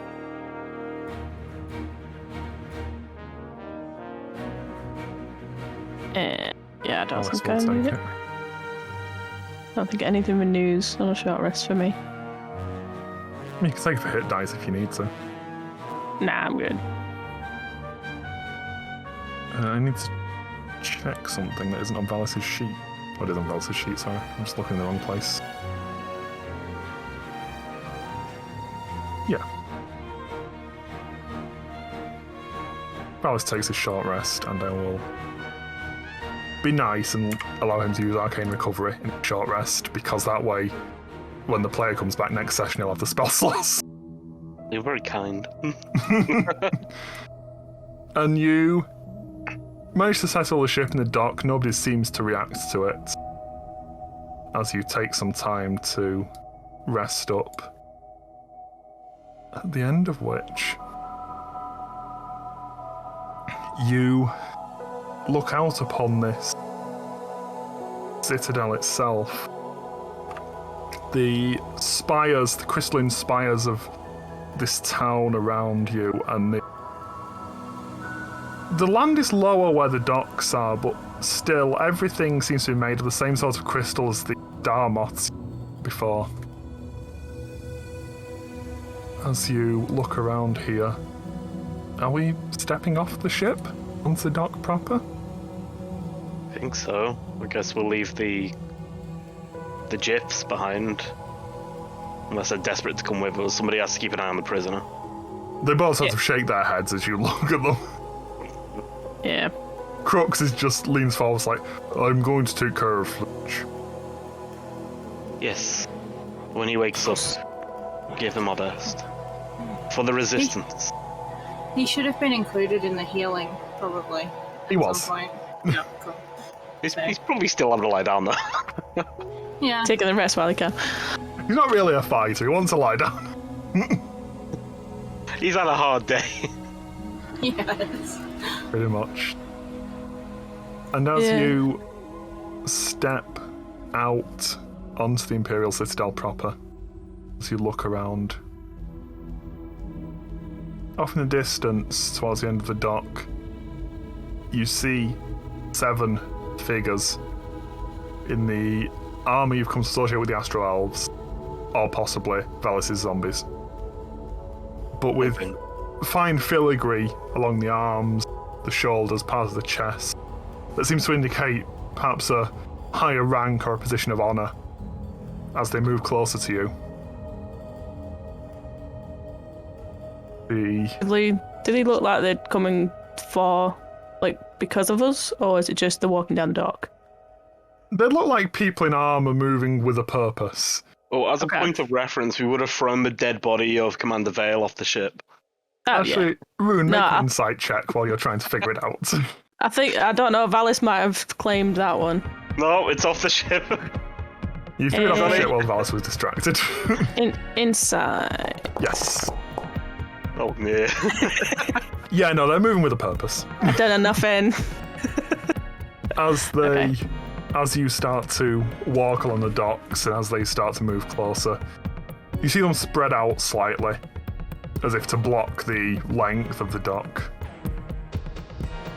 And they all stop in a line, maybe 25 feet ahead of you.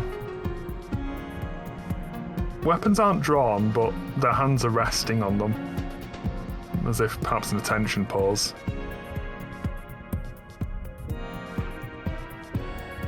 Did they say anything to us? There's a pause as they stare at you. After Slow a moment, down a bit, but keep moving forward. the one in the centre steps forwards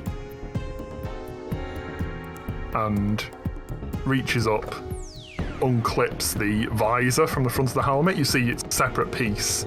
The visor piece comes off the front of the helmet entirely.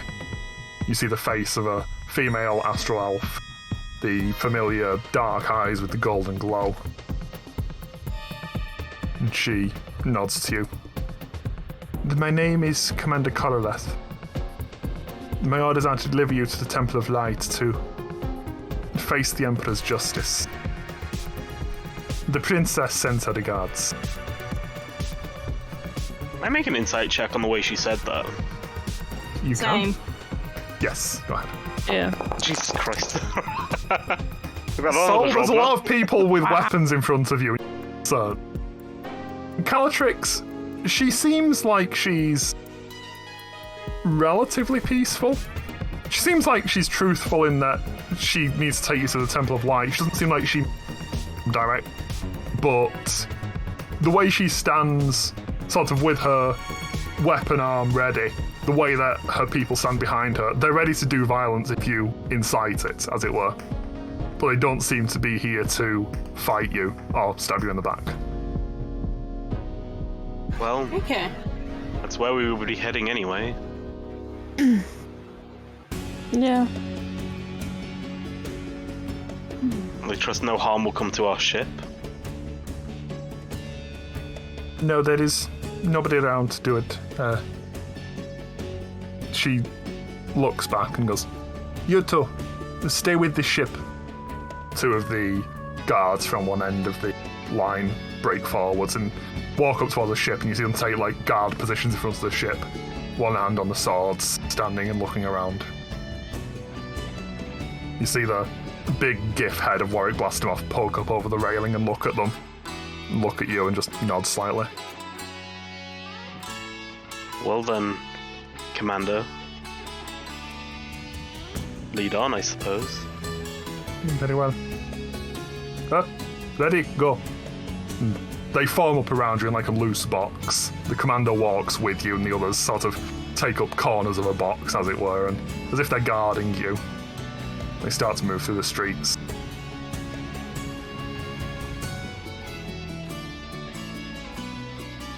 Orleth leans down to you and says, "Some of the guards, some of the people are loyal to Zidali. Some are loyal to her brother.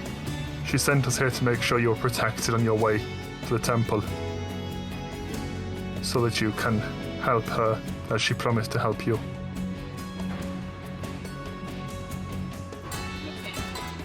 Fantastic. Do you believe in her plan?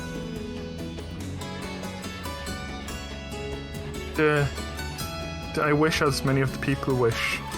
Their father's wish was to have them both join the throne to rule jointly. This is the tradition for twins in our culture, but Zeleth wants the power for himself. He wishes for her to turn down her seat and he will rule on his own.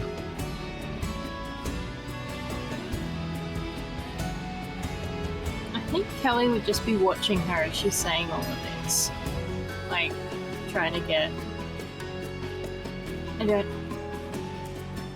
don't, like, she's not gonna start anything, but I don't know that she'd fully just be... She would definitely still be trying to get as good a read on her as she possibly could. Yeah. He seems to be honest, truthful in what she's saying. So we'll ask her, still speaking Elvish because it feels more polite.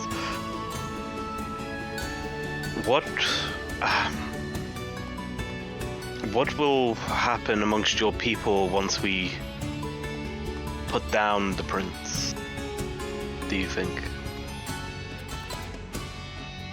They should follow, and I mean, Zidali has as much right to rule as her brother does. If she defeats him, which I hear you are supposed to be helping with, people recognize her right to rule.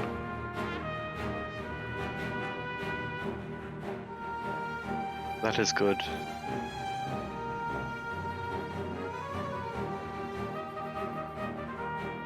You wouldn't happen to know any weaknesses the brother has, would you? That's not really something... We are the princess's guard, you see. We don't really spend time with her brother. That is fair.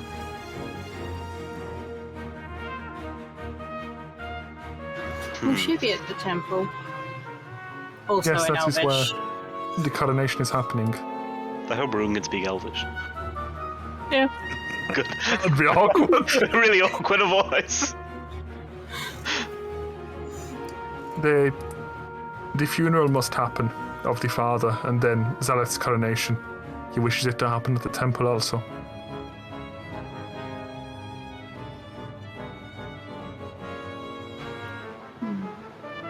How many others do you feel would recognize the princess's cause when the time comes? Lots of She looks back for a moment out towards sort of where you came from, where the docks were, and out towards the battle that's going on back there, or that was going on back there. As you see now, it's mostly stopped. But she looks at you and goes, "We took the opportunity, while you were distracting them, to take out most of Zealous forces and the ships. We definitely outnumber any who would bear arms against the princess at this point. But eyes open. There may still be some in the city."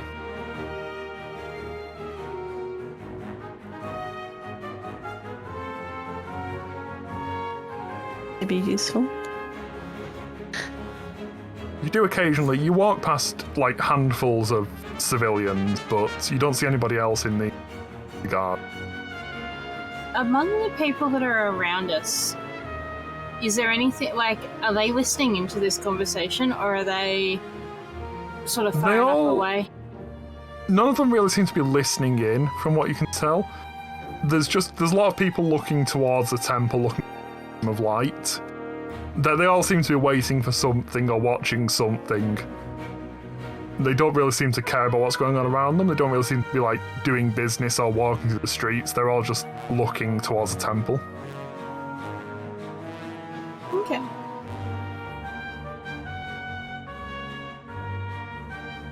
How much time do we have for the funeral coronation?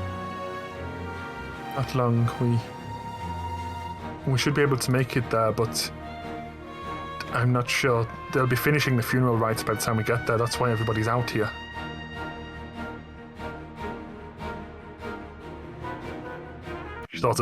She clicks her tongue, and you see all the guards start to like shift into a slightly faster walking pace. Start to march slightly, and she keeps pace with them, looks back and checks that you're all keeping pace. Yeah. You start to push through, and as you get closer to where you can see the temple, you can see the temple over the tops of all the skylines anyway, but as you get closer to the temple proper, the crowds are getting thicker, and it starts to reach the point where the guards are sort of having to close in and shove crowds out of the way so everybody can get past. You start to sort of be squeezing through crowds here as Coroleth tries to stay at pace with you to answer any questions you have.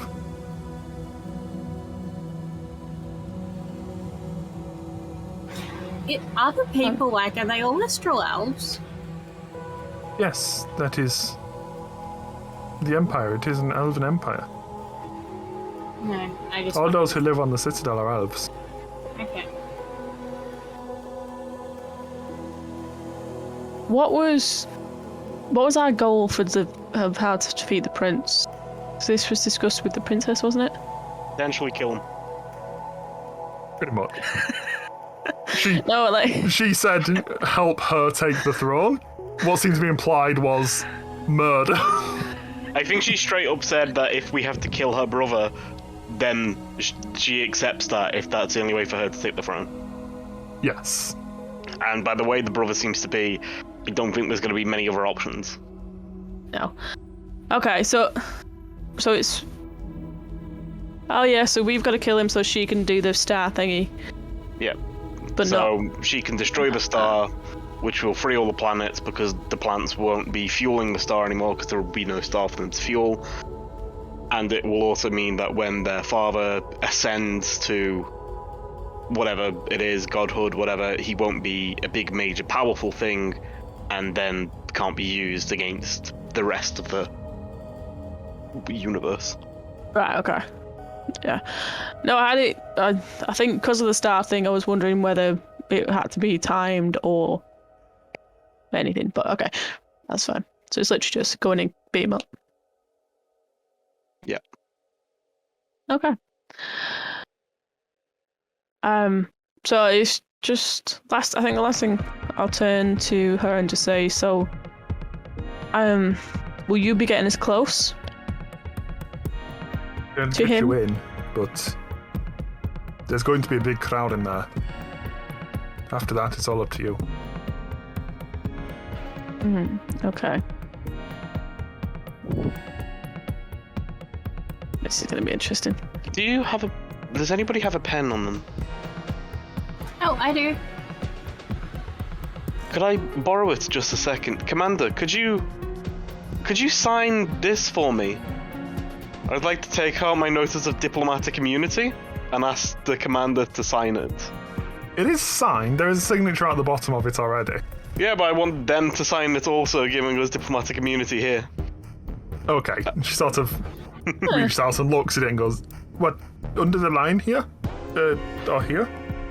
Yes, that should be fine. It should hopefully, if anybody asks where we're here, we might be able to show them this and wave them away.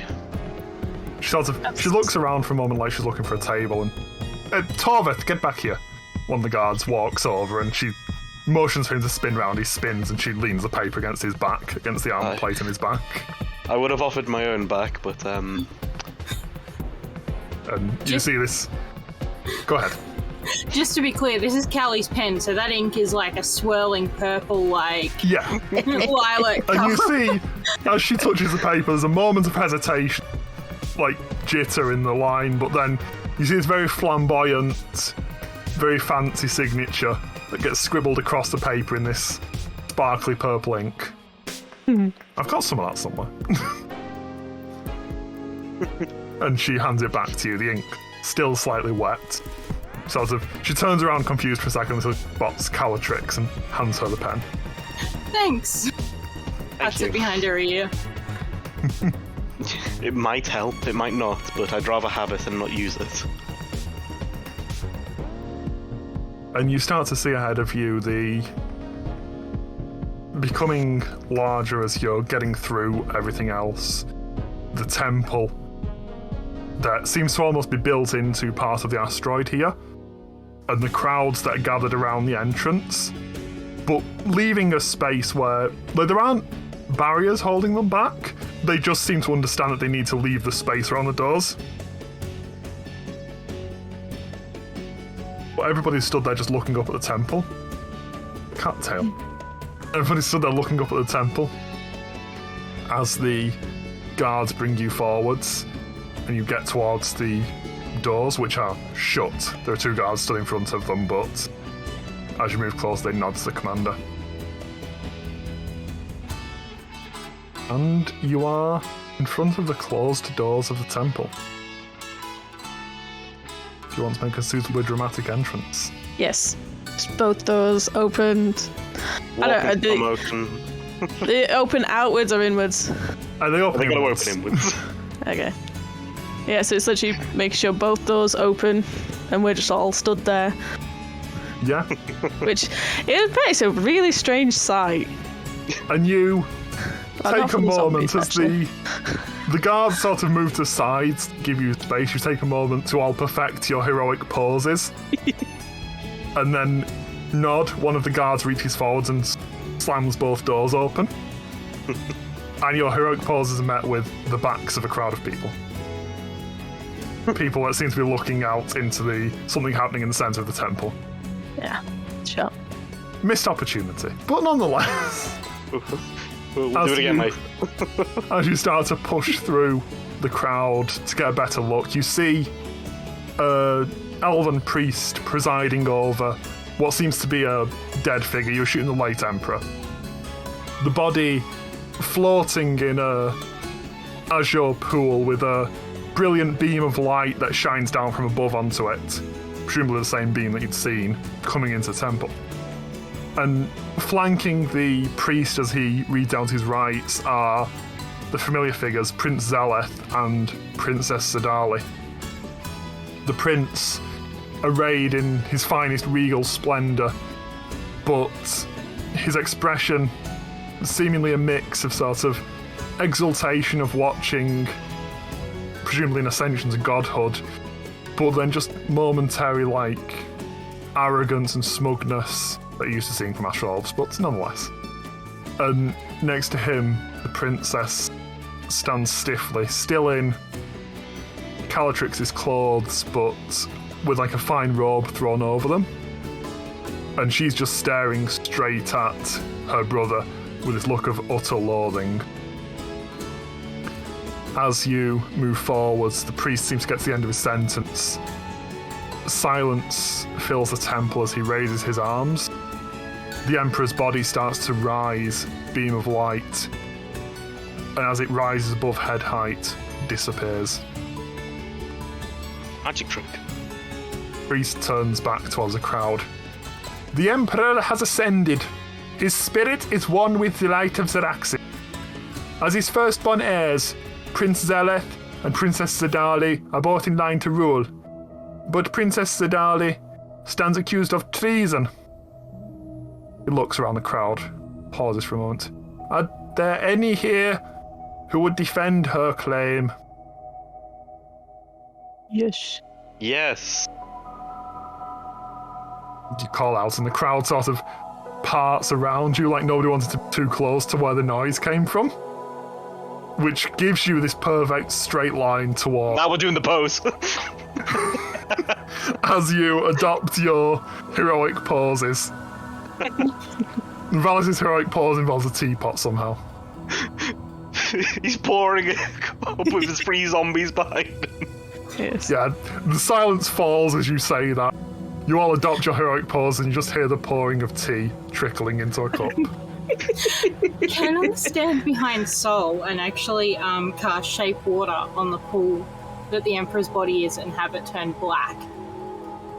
Yes. Oh. That's amazing.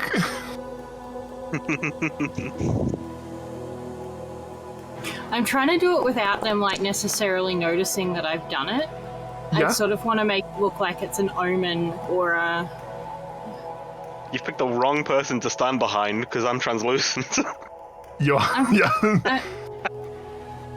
It is kind of obvious, but... You might not notice. But Zedali manages to help you pull it off with her natural 20 performance as you start to change the colour of the water, and she points down towards it and goes, The water turns black. It is proof that he cannot rule. She points towards her brother, and the priest is sort of shocked and steps back as he looks at the water. And they start to argue at the pedestal. After a moment, Zealot is like, only someone who bears one of the rings can challenge the right to rule. And where is your ring, dear sister? And she looks towards you, raises one hand to point towards your group. They bear my ring, they bear my right to challenge.